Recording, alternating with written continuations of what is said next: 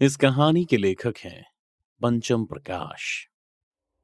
रात के करीब 10 बज रहे थे और चिराग जोरबाग मेट्रो स्टेशन के करीब बस स्टॉप पर खड़ा किसी से बात करते हुए बस के आने का इंतजार कर रहा था। पर अचानक आसमान में काले बादल घिर आए और झमाझम तेज पानी बरसने लगा।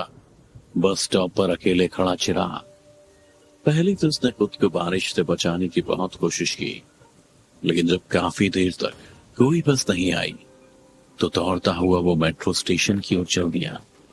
पर बारिश इतनी तेज थी कि कुछ ही सेकंड्स में वो पूरा भीग गया। पर जैसे तैसे चिराग स्टेशन के अंदर आ गया। पूरे मेट्रो स्टेशन पर अजीब सी शांति फैली हुई थी।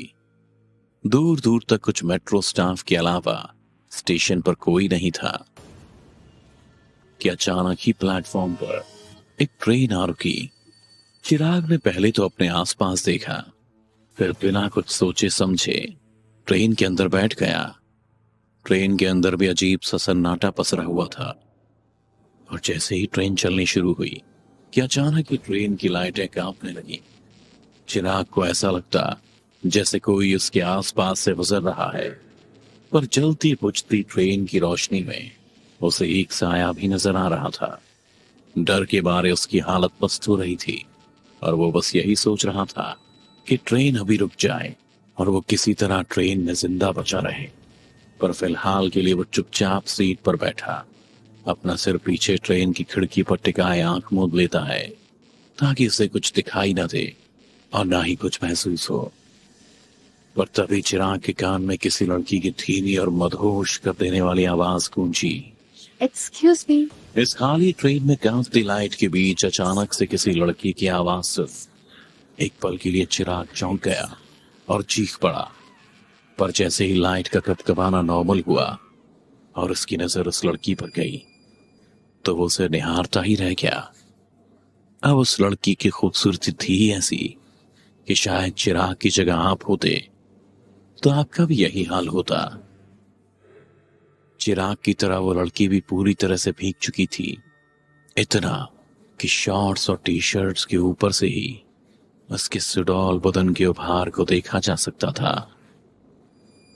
चिराग अभी भी उसमें खोया हुआ था, क्योंकि उस लड़की का सिर्फ बदन ही नहीं बल्कि हर अदा हर नजाकत मनमोहिनी थी। वो लड़की लगातार चिराग से कुछ कहने की कोशिश कर रही होती है, पर चिराग था कि अपने ख्यालों में ही सारी हदें पार कर रहा था। तभी उस लड़की ने उसके कंधे को हिलाते हुए कहा, बस करो यार, अब आंखों से लूट लोगे क्या? उसकी ये बात सुन चिराग ने अपनी नजरें झुकाते हुए कहा, ऐसी कोई बात नहीं है, तुम मुझे गलत मत समझो। चिराग की बातों को नजरअंदाज करते हुए उसने कहा, एक तो ये ट्रेन खाली है, ऊपर से ये टर्बुलेंस, और तुम यहाँ बैठे कांप रहे थे तो मैंने सोचा कि देख लो क्या हुआ। पर तुम तो अकेले लड़की को देखा नहीं कि घूमने लगे। उस लड़की के नाराज लफ्जों को सुन चिराग ने शायराना अंदाज में उससे माफी मांगते हुए कहा, अगर बुरा लगा कुछ तो माफ कर दो, और खूबसूरती में कोई गुनाह तो नहीं। चिराग की इतना कहते ही उस लड़की के चेहरे पर एक प्यारी मुस्कान आ गई और वो उसके बगल में आकर बैठ गई। ट्रेन अपनी रफ्तार में चलते हुए आगे कई स्टेशन पर रुककर गुजर चुकी थी, पर अब तक उसमें एक भी पैसेंजर नहीं चढ़ा था। पहले तो चिराग को भी ये चीज काफी खटक रही थी, पर इतनी खूबसूरत लड़की के पास में होने से चिराग ने इस बात पर जरा भी ध्यान नहीं दिया। फिर देखते ही देखते ट्रेन का टेम्परेचर भी कम होने लगा। लगातार बढ़ती ठंड के मारे वो लड़की अपने हाथ रगड़ने लगी। एक तो बारिश की भीगी, ऊपर से पूरी खाली ट्रेन और कम होता एसी का टेम्परेचर जैसे उसे जमाने लगा था। वो अपने हाथों को रगड़ उसकी गर्माहट अपने शरीर को देने लगी। इसी बीच उसका हाथ चिराग से टकरा गया। लड़की के छूने भर से चिराग समझ गया था कि उसको गर्मी की सख्त जरूरत है और चिराग ने तुरंत ही अपनी जैकेट उतार कर लड़की को पहना दी। और लड़की का हाथ अपने हाथ में ले लिया। पहले तो वो झिझकी, पर चिराग के छुअन भर से उसके पूरे शरीर में गर्म सनसनाहट फैलने लगी, जिसे वो चाहकर भी इनकार नहीं कर पाई और उसमें खोती चली गई। लड़की ने अब खुद ही चिराग के दोनों हाथों को पकड़ लिया। दोनों अब पल पल बिखरते लम्हों के साथ एक दूसरे के करीब आते जा रहे थे। दोनों के लबों का आलिंगन होने ही वाला था कि तभी अनाउंसमेंट ने दोनों के अरमानों पर पानी फेर दिया। ये स्टेशन साकेत है, दरवाजे बाईं ओर खुलेंगे, उतरते वक्त दूरी का ध्यान रखें। अनाउंसमेंट की आवाज सुनते ही चिराग की जब आंखें खुली तो उसके आसपास कोई नहीं था। वो लड़की कहाँ गई? अभी तो यहीं मेरे पास बैठी हुई थी। चिराग खुद से कहता हुआ पूरे मेट्रो को फिर से देख रहा था, पर मेट्रो में दूर दूर तक फैले सन्नाटे के अलावा कुछ नहीं था।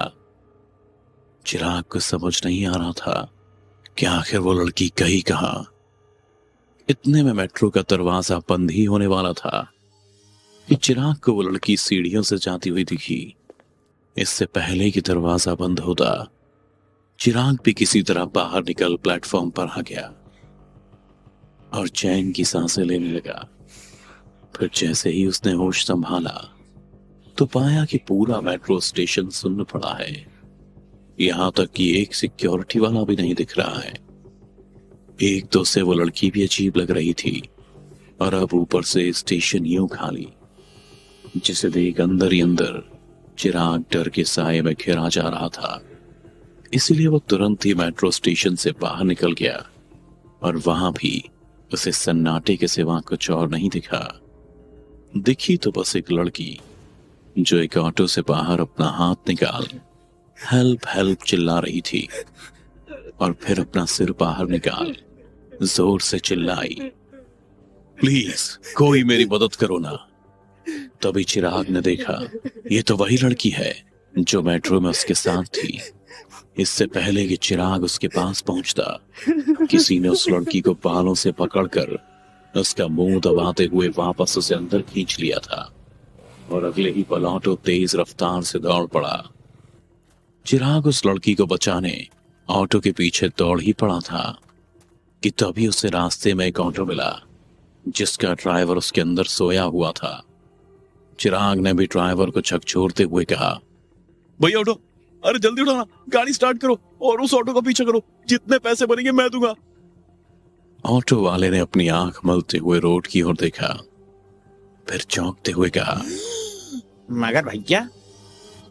इससे पहले कि ऑटो वाला कुछ और बोल पाता, चिराग ने कहा, अगर बगर कुछ नहीं, चुपचाप जो कह रहा हूं वो करो, बोला ना तुम्हें तुम्हारे पैसे मिल जाएंगे। चिराग का लहजा ऐसा था जैसे उसके सिर पर खून सवार हो, पर भला एक अनजान लड़की के लिए इतना कौन करता है। ऑटो वाले को भी इस हालत में चिराग की बात माननी पड़ी और वो ऑटो को दौड़ाते हुए निकल पड़ा। कई बार तो चिराग उस ऑटो के बेहद करीब भी पहुंच गया और उसने अपने ऑटो से निकल उस लड़की को बचाने की कोशिश भी की, जिस पर ऑटो वाले ने उससे कहा, देखो भैया, अगर इस तरह से ऑटो से निकलोगे तो मैं गाड़ी यहीं खड़ी कर दूंगा, इसलिए आप चुपचाप बैठे रहो। ड्राइवर की बात सुन चिराग बैठ तो गया, पर उसके अंदर बेचैनी अभी भी बनी हुई थी। इस वजह से उसकी नजरें लगातार ही उस ऑटो का पीछा कर रही थी जो पुल पर आकर रुक चुका था। कि तभी चिराग ने देखा कि उस ऑटो के अंदर से 2 गुंडे निकले और लड़की को पुल से नीचे नदी में फेंक दिया। फिर अगले ही पल वहां से रफू चक्कर हो गए। चिराग चलते ऑटो से कूद गया और उन गुंडों को पकड़ने के लिए उनके ऑटो का पीछा करने लगा। कुछ दूर तक तो चिराग ने गुंडों का पीछा किया, लेकिन जब उसका दम फूलने लगा तो कदम अपने आप ही रुक गए। फिर थक कर वापस पुल की उसी जगह पर आ गया जहां से उस लड़की को नीचे फेंका गया था। वो लड़की अभी भी जिंदा थी और जान बचाने के लिए पानी में हाथ पैर मार रही थी। फिर चिराग को देख उससे हेल्प मांगने लगी। मेरी मदद करो प्लीज, मैं मरना नहीं चाहती हूँ। चिराग ने जब उस लड़की को तड़पते सुना तो वो भी पुल से नीचे पानी में कूद गया। उसे पानी में कूदते देख ऑटो वाले की जान हलक में आ गई। उसने तुरंत पुलिस को फोन लगा दिया। अगले ही पल पूल पर सायरन की आवाजें गूंजने लगी। गोताखोर को नदी में भेजा गया, फिर चिराग को अस्पताल। अगली सुबह जब उसकी आंख खुली तो उठते ही चिराग ने सबसे पहले उस लड़की के बारे में पूछा। वो लड़की कैसी है, कहाँ है, उससे कुछ हुआ तो नहीं ना? सामने खड़े इंस्पेक्टर ने अपनी नजर घुमाई और सभी उस रूम से बाहर निकल गए। फिर इंस्पेक्टर ने दरवाजा बंद कर दिया, जिस पर चिराग ने चिल्लाते हुए कहा, बोलना आशीष, कैसी है वो, तू बोलता क्यों नहीं? चिराग मेरे दोस्त, तू ये मानने को तैयार क्यों नहीं कि वो कब की इस दुनिया से जा चुकी है? पर तू हर महीने अपनी जान देने उस पुल पर चला जाता है, हर बार जिंदा भी बच जाता है। पर दोस्त, हर बार किस्मत इतनी अच्छी नहीं होती है।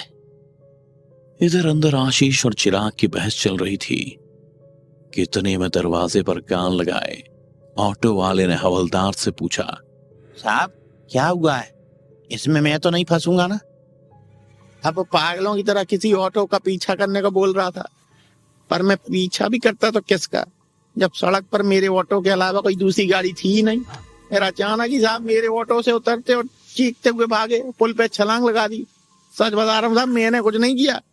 ऑटो वाले की बात सुन हवलदार बोले, अरे कुछ नहीं होगा तेरे को, ये चिराग हमारे साहब का दोस्त है और अपने लवर के मरने के बाद थोड़ा खिसक गया है, समझा? थोड़ा क्या, अब तो लगता है पूरा ही खिसक गया है। हुआ ये कि चिराग की एक लवर थी जिससे वो कभी मिला ही नहीं था, समझा? पहले बातें हुई, फिर मिलने का प्लान किया, फिर जिस दिन मिलने वाले थे तो देर रात स्टेशन के बाहर से कोई उसे उठा लिया और रेप करके पुल से नीचे फेंक दिया। चिराग ने अपनी लवर को बचाने की खूब कोशिश की, पर बचा नहीं पाया, बल्कि खुद मरते मरते बचा है। हमारे साहब ने उस दिन चिराग को तो बचा लिया, पर उस लड़की की हालत बहुत खराब थी, वो नहीं बच पाई। पर ये चिराग है कि इस हकीकत को अपनाने को तैयार ही नहीं है। हर महीने उसी तारीख को किसी ना किसी लड़की का भ्रम पाल के उसे बचाने की कोशिश में मरने के लिए निकल पड़ता है। हवलदार की बात सुन ऑटो वाला कहता है, बेचारे के साथ बहुत बुरा हुआ साहब, पर उसे सच्चाई मान लेनी चाहिए, भगवान हिम्मत दे उसे। ये कहते हुए ऑटो वाला कांच के दरवाजे से एक नजर चिराग को देखते हुए वापस चला जाता है। पर भला चिराग इस सच्चाई को कैसे मान सकता था, क्योंकि दिशा अब भी रोज उससे बात करती है और उसी तारीख को मिलने बुलाती है, पर चिराग उससे मिल नहीं पाता है। बस हर बार उसकी दबती हुई चीख का पीछा करता है और अपनी जान देने की अनचाही कोशिश करता है। शायद वो भी दिशा के पास जाना चाहता है, पर दिशा ऐसा नहीं चाहती, इसीलिए तो हर बार वो चिराग को बचा लेती है। डर से भरी ऐसी कहानी को देखते रहने के लिए अभी सब्सक्राइब करें टोरो टीवी हॉरर हिंदी। और अगर आप चाहते हैं कि आपकी भी डरावनी कहानी देखें दुनिया वाले, तो अभी भेजिए अपनी कहानी टोरो टीवी के मेल एड्रेस पर। हो सकता है अगली रूह कपा देने वाली कहानी आपकी हो।